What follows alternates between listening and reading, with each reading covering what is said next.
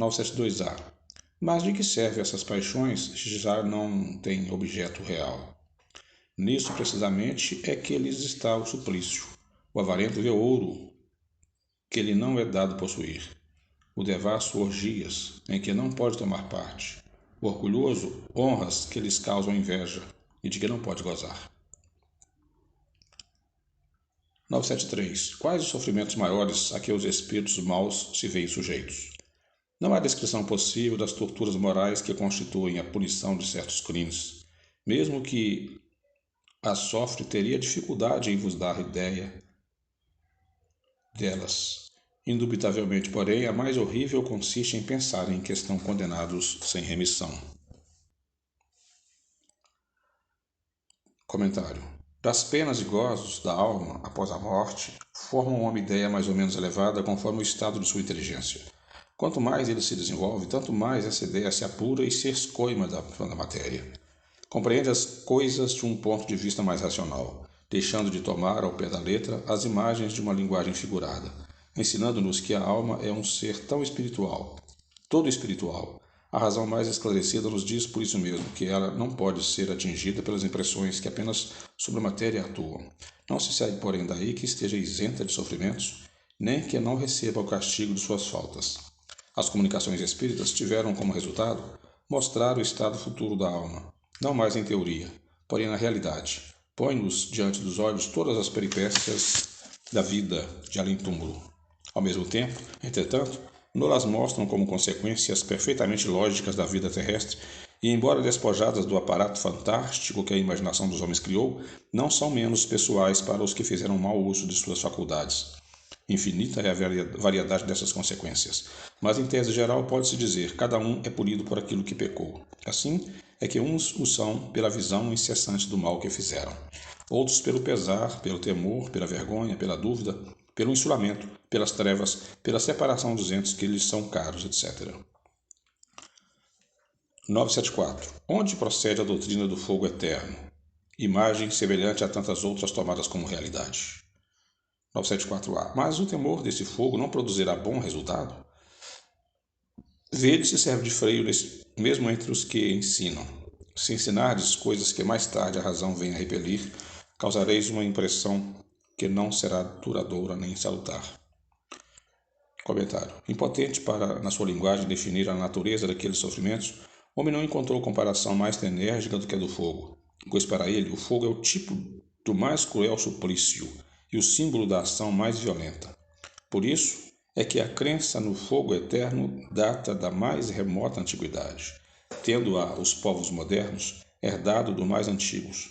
Por isso também é que o homem diz que sua linguagem figurada, o fogo das paixões, abrasado amor, ciúme, etc. 975. Os espíritos inferiores compreendem a felicidade dos justos? Sim. E é isso que eles é um suplício.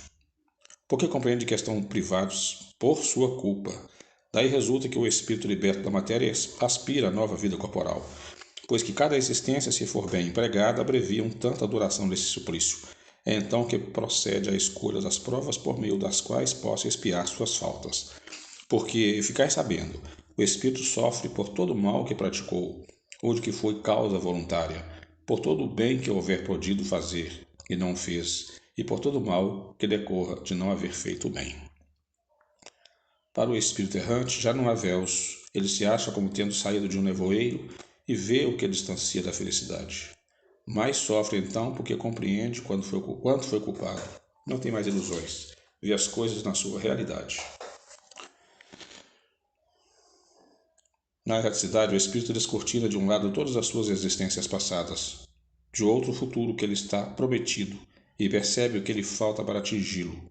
É qual viajor que chega ao cume de uma montanha, vê o caminho que percorreu e o que lhe resta a percorrer, a fim de chegar ao fim de sua jornada. 976.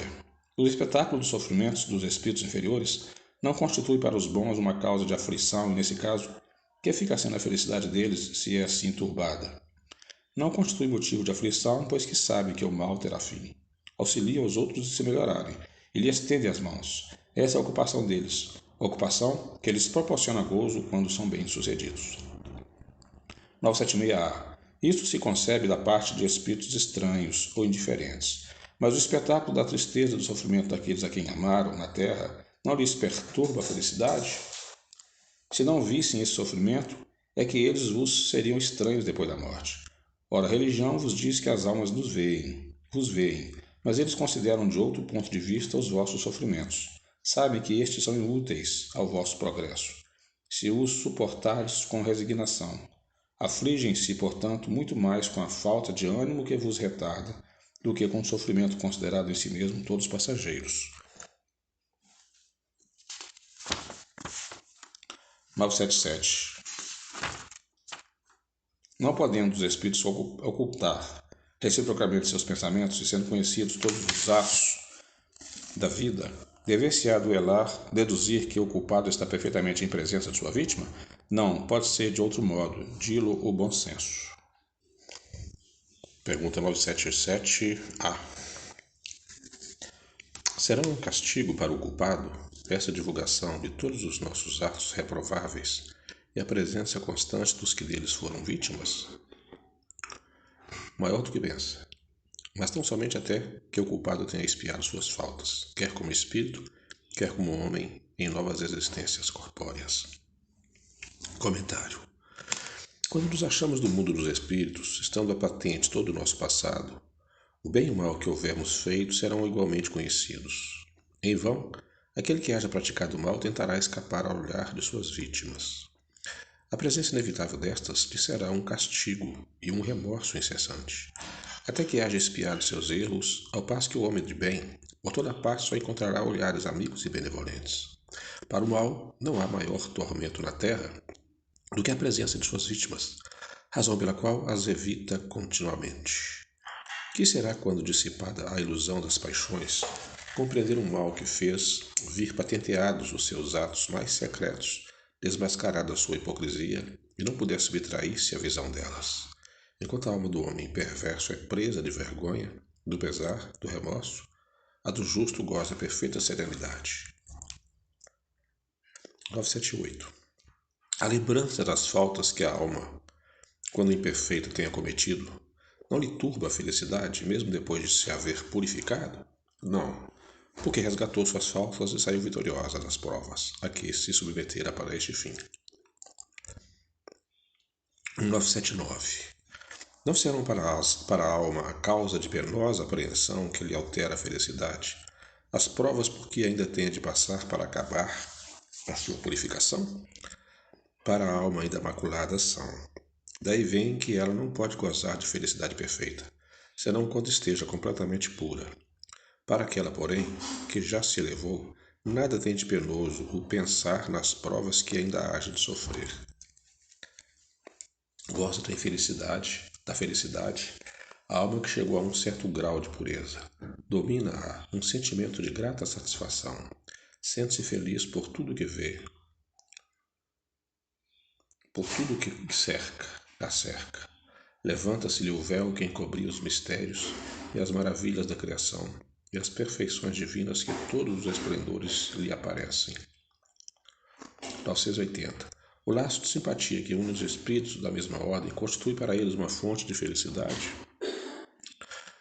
Os espíritos entre os quais há recíproca simpatia para o bem encontram na sua missão um dos maiores gozos, visto que não receiam vê-las turbada pelo egoísmo.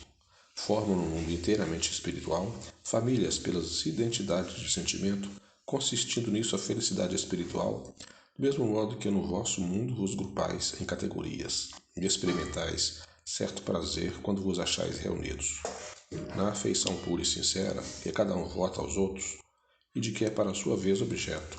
Tem eles um manancial de felicidade, porquanto lá não há falsos amigos nem hipócritas. Das primícias dessa felicidade goza o homem na terra, quando se lhe depara almas com as quais pode confundir-se numa união pura e santa. Em uma vida mais purificada, inefável e ilimitado será esse gozo, pois aí ele só encontrará almas simpáticas que o egoísmo não tornará frias, porque em a natureza tudo é amor. O egoísmo é que o mata. 981. Com relação ao estado futuro do espírito, haverá diferença entre um que, em vida, teme a morte e outro que a encara com indiferença e mesmo com alegria? Muito grande pode ser a diferença. Entretanto, apaga-se com frequência em face das causas determinantes desse temor ou desse desejo. Quer a tema, quer a deseje, pode o homem ser propelido por sentimentos muito diversos, e são estes sentimentos que influem no estado do espírito. É evidente, por exemplo, que naquele que deseja a morte, unicamente porque vê nela o termo de suas tribulações, há uma espécie de queixa contra a providência, contra as provas que ele cumpre suportar. 982. Será necessário que aprovessemos o Espiritismo e creiamos nas manifestações espíritas para termos assegurada a nossa sorte na vida futura? Se assim fosse, seguir-se-ia que estariam deserdados todos os que não creem ou os que não tiveram ensejo de esclarecer-se, o que seria absurdo. Só o bem assegura a sorte futura. Ora, o bem é sempre o bem, qualquer que seja o caminho que ele conduza. A crença no Espiritismo ajuda o homem a se melhorar, firmando-lhe as ideias sobre certos pontos do futuro. Apressa o orientamento dos indivíduos e das massas, porque faculta-nos nos inteiremos do que seremos um dia. É um ponto de apoio, uma luz que nos guia. O Espiritismo ensina o homem a suportar as provas com paciência e resignação. Afasta-o dos atos que possam retardar-lhe a felicidade. Mas ninguém diz que sem ele não possa ela ser conseguida.